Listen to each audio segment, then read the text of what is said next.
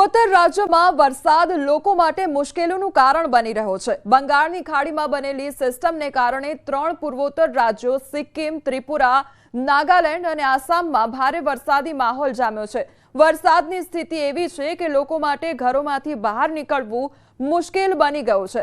આસામમાં ભારે વરસાદને કારણે ગુવાહાટીમાં પૂર આવ્યું છે તો શાળાઓ અને કોલેજો બંધ કરવી પડી છે અને ઓફિસો પણ બંધ કરી દેવામાં આવી છે। હવામાન વિભાગના જણાવ્યા અનુસાર આગામી થોડા દિવસો સુધી પૂર્વોત્તરમાં વરસાદની શક્યતા છે।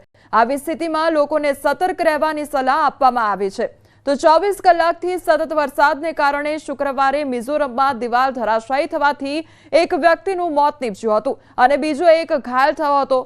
તો એઝોલ જિલ્લામાં શુક્રવારે સતત બીજા દિવસે શાળાઓ બંધ રહી હતી કારણ કે પહાડી રાજ્યમાં અવિરત વરસાદ પડી રહ્યો છે જેના કારણે રાજ્યના વિવિધ ભાગોમાં ભૂસ્ખલન થયું છે।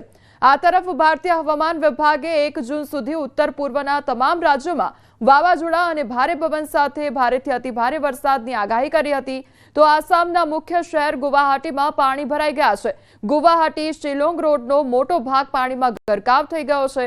તો ચાંદબારી તેમજ રૂકમિણી ગામ અને હાથી ગામ સહિત અનેક વિસ્તારોમાં અચાનક પૂરને કારણે સામાન્ય જનજીવન પ્રભાવિત થયું છે।